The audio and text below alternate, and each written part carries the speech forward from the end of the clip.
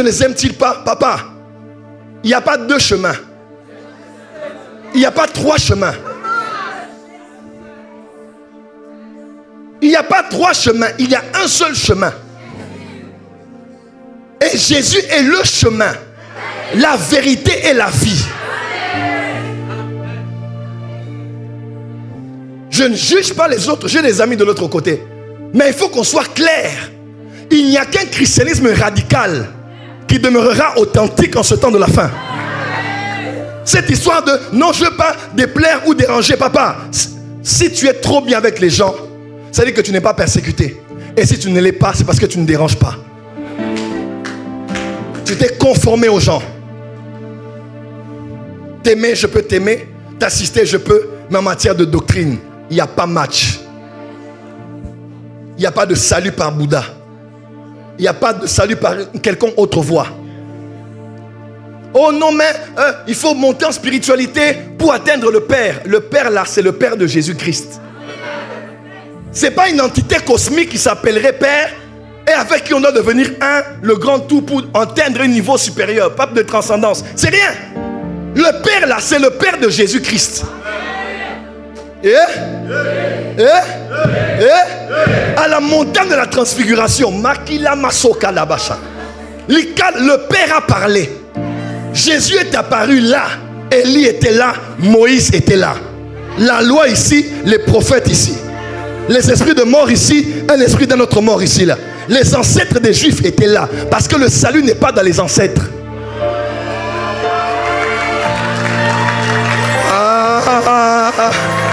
Pour preuve, la nuée est descendue, elle les a couvertes. On appelle ça épikaïso. Et la voix a dit celui-ci, celui-ci, pas celui-là. Pas Moïse, pas Moïse, pas la loi, pas la loi, pas la loi. Ne faites pas, ne dites pas, ne faites pas. Pas ça, pas ça, pas ça. Élie, pas ça, pas ça, pas ça. C'est lui. Celui-ci est mon fils bien-aimé. Écoutez-le.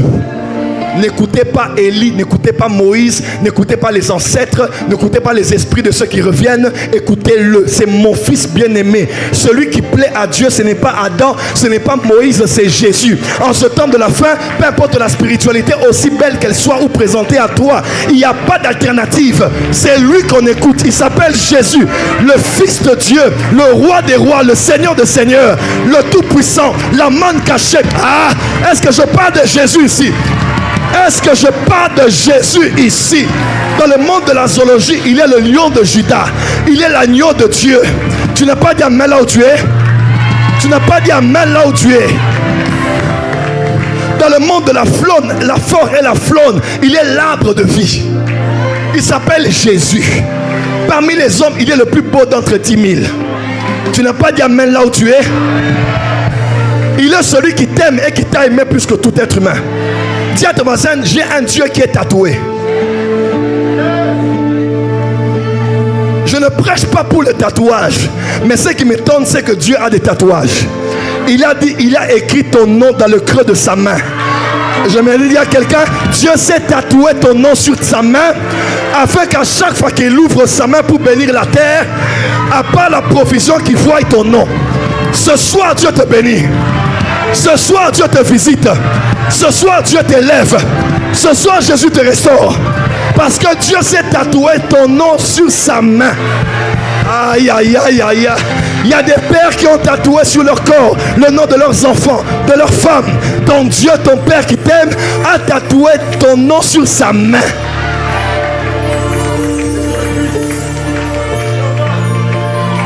Et quand tu te poses la question, mais son nom c'est qui? D'Apocalypse, on dit il était sur un cheval blanc. Et sur sa cuisse était écrit un nom. Mon Dieu est un Dieu qui a des tatouages. Sur sa cuisse est écrit la parole de Dieu. Le roi des rois et le Seigneur des seigneurs. Dis à ton voisin, dis à ton voisin, j'ai un Dieu tatoué.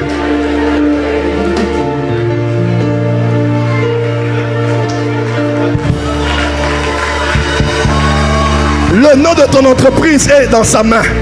Le nom de ta fille est dans sa main. Le nom de ton mari est dans sa main. Ce soir, il ouvre sa main Et parce qu'il voit ton nom, je te dis, il te bénit ce soir. Il te restaure ce soir. Il te relève ce soir. Dis avec moi, Jésus, je suis convaincu que toi seul, tu es le Fils de Dieu. Tu es le salut de l'humanité. Au nom de...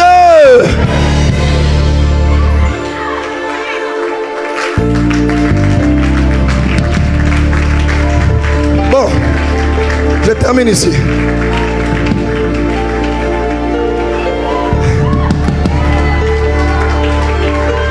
Dis Jésus. Qui aime Jésus ici? Qui aime Jésus ici? Voilà pourquoi Paul a dit, j'ai l'assurance. Hein? Donc, que ni les, ni quoi, ni la mort, ni la vie, ni quoi, les hauteurs et les profondeurs, les choses présentes et à venir ne pourront me séparer de l'amour de Dieu manifesté en Christ Jésus. Ah non, j'ai l'assurance. J'ai l'assurance.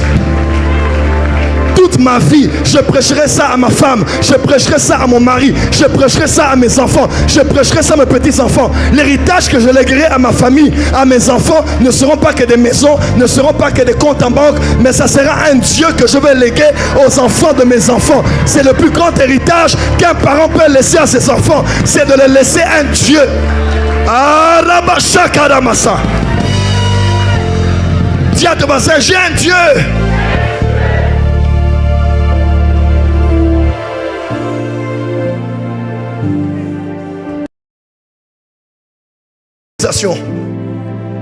Colon, hégémonie romaine, juste après l'hégémonie grecque avec Alexandre le Grand, les Romains dominent le monde, Italie, Rome et les nations.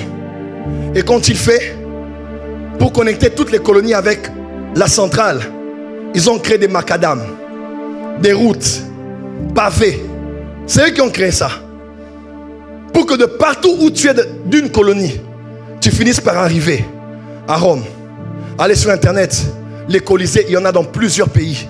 On dit comment on a pu construire ainsi, parce que c'était les colonies. Même quand la Bible déclare jusqu'aux extrémités de la terre, acte 1 verset 8, extrémités de la terre c'était l'empire romain. Quand Agabus prophétise et dit il y aurait une famine dans toute la terre ou dans tout le monde, c'était le monde habité, c'était l'empire romain. Je peux avancer?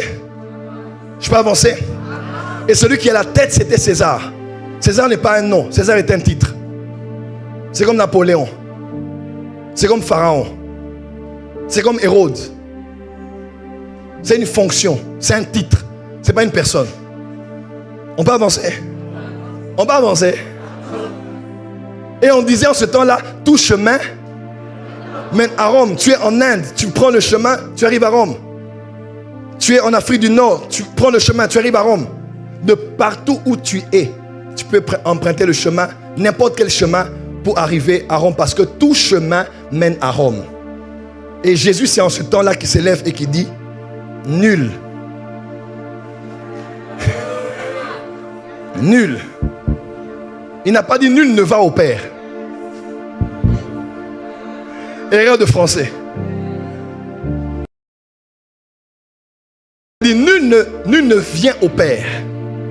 Parce que celui qui m'a vu a vu le Père. Il dit nul ne vient au Père sinon par moi. Je suis le chemin et la destination, le sacrifice et le sacrificateur, l'adoration et l'adorateur.